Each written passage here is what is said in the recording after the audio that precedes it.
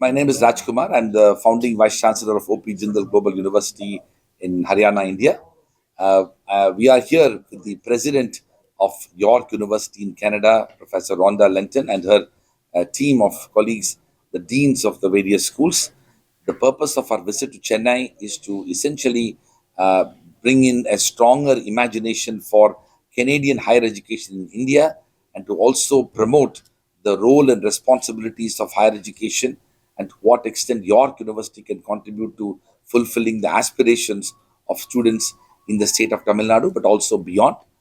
We have signed the memorandum of understanding with York University, OP Jindal Global University, and York University. We had this relationship for the last 10 years, and now we have expanded it to building a university wide relationship.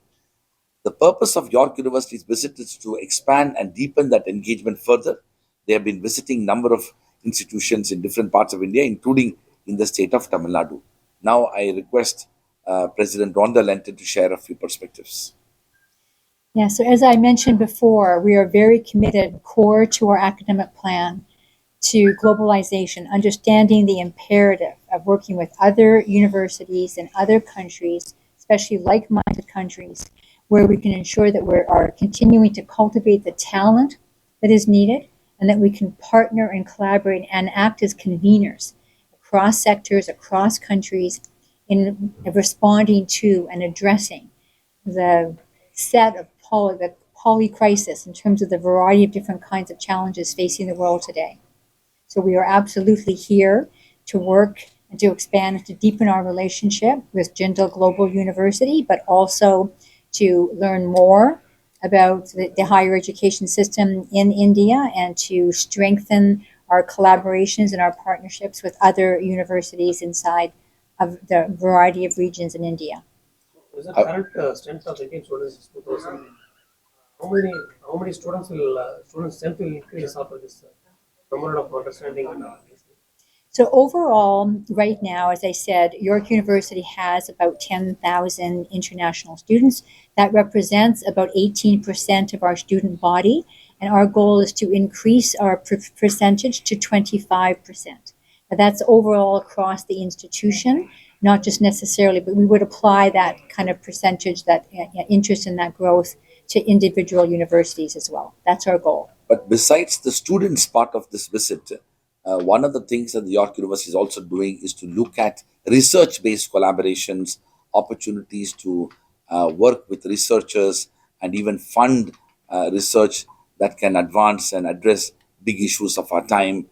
Essentially, the idea of a university like York University to come to India is to look at wide ranging partnerships that transcend not just student mobility and movement of Indian students to York University, but also to develop joint conferences, joint publications, joint research projects. And those are absolutely important because India, under the national education policy, is poised to build international collaborations. We are creating a national level research ecosystem. All these things can be of immensely benefited through international partnerships with leading universities such as York University. How much students will be intake to this 3 weeks entrepreneurship program?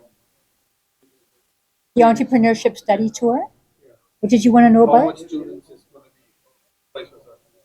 Oh, well, because it's a brand new program, we don't know exactly how many numbers we can accommodate, but we expect it to be very popular. And so we'll probably start with groups of maybe 20 or 30 students at a time, and then we'll see what we can manage.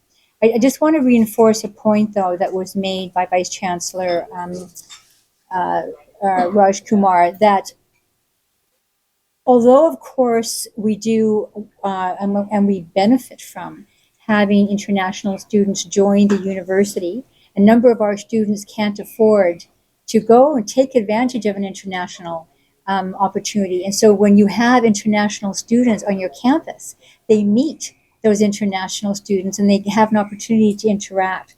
But I really want to emphasize that it has to be mutually beneficial and reciprocal.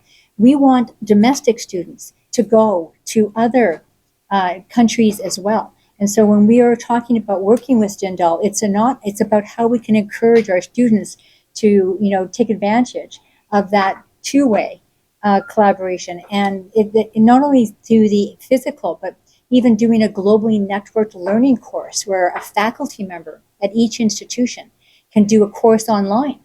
And then the students from the two institutions can work together online. So there's many different ways in which you can leverage globalization to enhance partnership, to build up talent, to give new opportunities for students, and to advance that research.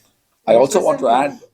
Said about the seed funds, how much you are going to provide? Well, again, so what we really wanted to do on this trip, when we started chatting about it, was let's build on what we already do, which is a lot, but let's do some new initiatives. So we haven't worked out all of the details yet. I would suspect that I would probably put aside somewhere in the vicinity of $1 million of seed funding. Yeah. But, I'm sorry. Sorry, go ahead. But India also has established this national research fund.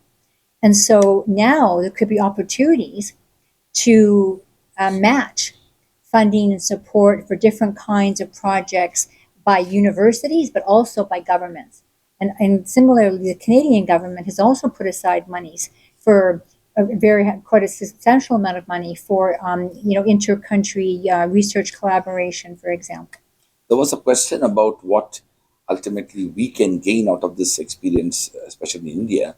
I think from York University's experience, three important lessons can be learned for very many Indian institutions. One is that York University, at a relatively short span of time, in nearly 6 decades, has been able to build a 55,000 plus student community. In a country like India, where we need to provide education to a large number of students, York has ensured that both quality and quantity can be possible, which is something that is not necessarily obvious in many Indian institutions. If you look at our premium institutions, they're very, very small. Second, York is also an example of how to ensure that you can provide world-class education and world-class research. Teaching and research together happens at that level, and that's something that many Indian institutions can learn from their experience. And the third is York has also been able to bridge the gap between theory and practice by focusing on experiential learning and opportunities that will bridge that gap and provide opportunity for students outside the university, applying their knowledge in industry and in other organizations. These three are so central to the vision of the national education policy, and that is why collaborating with York University is going to be immensely beneficial for many Indian institutions, besides it being an inspiring opportunity for Indian higher education system. Thank you.